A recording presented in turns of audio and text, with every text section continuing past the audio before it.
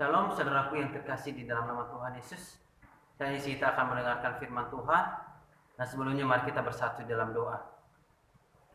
Bapa yang baik, terima kasih atas berkat anugerah-Mu yang masih Engkau limpahkan kepada kami, di mana sejak dari pagi hingga sampai saat ini kami sangat bersyukur, dan kiranya Kau memberkati kami. Terlebih sebentar kami akan mendengarkan firman-Mu, yang Kau memberkati kami baik pendengar, terlebih hamba-Mu yang akan menyampaikannya. Kiranya setiap apa yang hamba-Mu sampaikan dapat sesuai dengan kehendak-Mu dan menjadi kemuliaan nama-Mu. Hanya di dalam nama-Mu kami berdoa dan mengucap syukur. Haleluya. Amin. Nah, saudaraku yang dikasihi Tuhan, ada sebuah kata yang mungkin sudah tidak asing lagi bagi kita, yaitu kata kasih. Saya percaya bahwa kita pernah mengalami namanya kasih, dan kita juga pernah mengasihi.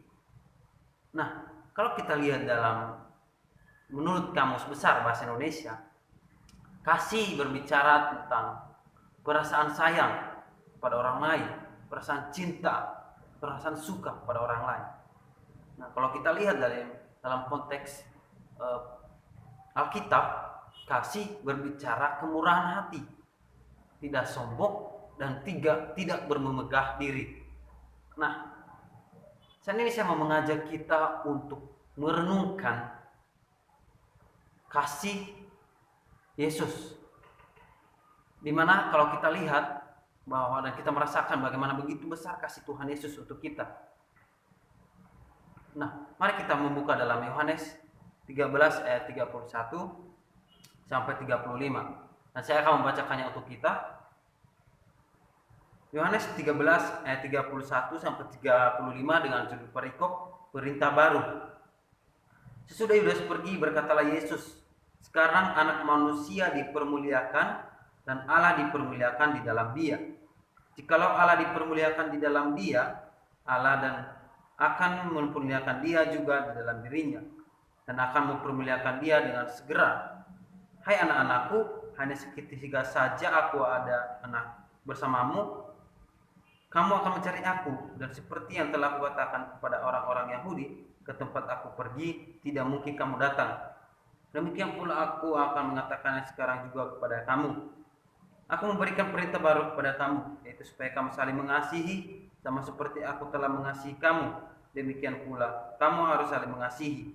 Dengan demikian semua orang akan tahu bahwa kamu adalah murid-muridku, yaitu kalau kamu saling mengasihi." Nah, kasih Yesus diwujudkan dalam perintah baru, di mana seperti yang kita udah baca tadi, yaitu di mana kasih Yesus dia mengajarkan kita untuk saling mengasihi. Yang menjadi poin pertama yang perlu kita bahas dalam ayat ini, yaitu yang pertama, anak manusia dan Allah dipermuliakan. Bagaimana anak manusia dan Allah dipermuliakan? Kenapa anak manusia dan Allah dipermuliakan? Yaitu karena Allah dipermuliakan di dalam anak. Saudaraku, perlu kita ketahui bahwa anak manusia di sini dalam ayat ini berbicara tentang Yesus itu sendiri. Yesus memakai gelar sebagai anak manusia untuk merahasiakan kemesiasannya sebelum tiba waktunya, dan juga untuk menghindari penyelewengan dari orang-orang Yahudi yang salah paham dan salah memahami tentang arti kemesiasannya yang bersifat surgawi. Nah, di sini kita tahu dan perlu kita ketahui bahwa Yesus mengasihi orang yang memuliakan dia.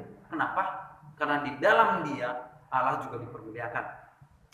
Nah, kedua, yang kenapa anak manusia dan Allah dipermuliakan, karena anak datang kepada Allah.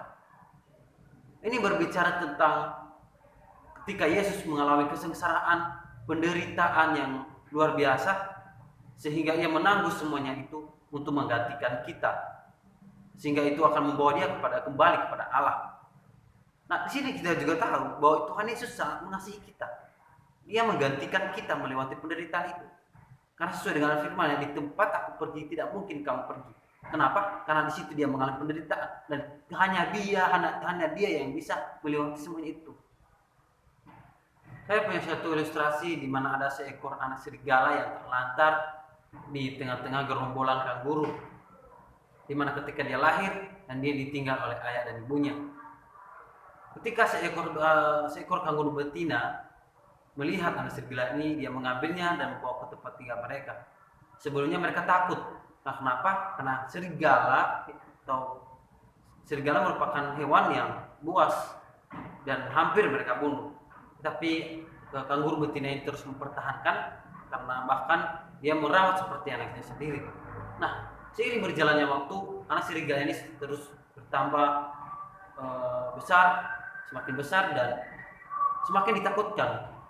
Dan ketika dia sudah besar dan bahkan mereka tidak senang, bahkan mereka ingin serigala ini pergi dari situ. Dan serigala ini merasa cicil hati dan dia mulai berpikir untuk pergi. Namun suatu saat ada seekor harimau menyerang gerombolan mereka ini, dan yang menjadi penghalang pertama atau yang mengawal mereka yaitu anak serigala ini. Lalu anak serigala ini melawan harimau tersebut hingga anak serigala ini mengalami luka parah dan dia bisa menewaskan harimau itu. Nah, setelah itu kaum kanguru ini atau gerombolan kanguru ini merasa mulai percaya, dan sehingga mereka menginginkan supaya serigala yang tidak pergi lagi, dan bahkan mereka ingin supaya dia tetap di situ untuk menjaga mereka. Tapi anak serigala ini terus tetap memutuskan untuk kembali ke habitatnya, dia mencari sampai dia mendapatkan. Nah, dari situlah mereka atau gerombolan kanguru ini menjadikan serigala sebagai pahlawan mereka, dan ketika mereka ada serigala dimanapun mereka tunduk. Karena kenapa? Mereka merasa bahwa ketika mereka tunduk kepada serigala yang ini, berarti mereka sudah tunduk kepada serigala yang pernah menyelamatkan mereka dulu. Nah, bagaimana dengan saudara? Sudahkah saudara merasakan melalui ilustrasi ini? Sudahkah saudara sadar bahwa di dalam ketika kita memuliakan Yesus, kita memuliakan Allah, dan di dalam Yesus kita mengalami penyelamatan, kita mendapatkan keselamatan. Untuk itu saya mengajak kita untuk lebih paham lagi bagaimana kita sebagai orang Kristen yang benar-benar percaya dan memahami bahwa di dalam Yesus Allah dipermuliakan dan di dalam Yesus kita diselamatkan. Nah, poin yang kedua yaitu supaya kamu saling mengasihi. Dimana kalau kita lihat dalam ayatnya yang ke-34 sampai 35, Tuhan Yesus mengajarkan supaya kita saling mengasihi seperti Ia telah mengasihi kita. Kenapa kita harus mengasihi? Itu supaya kita seperti Yesus mengasihi murid. Seperti yang sudah kita ketahui bahwa Yesus memberi teladan bagaimana cara mengasihi yang benar kepada murid-muridnya. Nah, dia juga menginginkan supaya murid juga mengasihi. Nah, dia menginginkan kita supaya kita juga mengasihi seperti Dia telah mengasihi kita. Sehingga ketika kita sudah memiliki kasih, maka kita beroleh anugerah. Dan semua orang bakalan tahu bahwa kita adalah murid-muridnya Tuhan Yesus. Nah, di sini saya punya satu ilustrasi, yaitu di mana ada seorang tokoh yang bernama Carlos Stanley, di mana tokoh ini adalah seorang penginjil dari Afrika yang terkenal.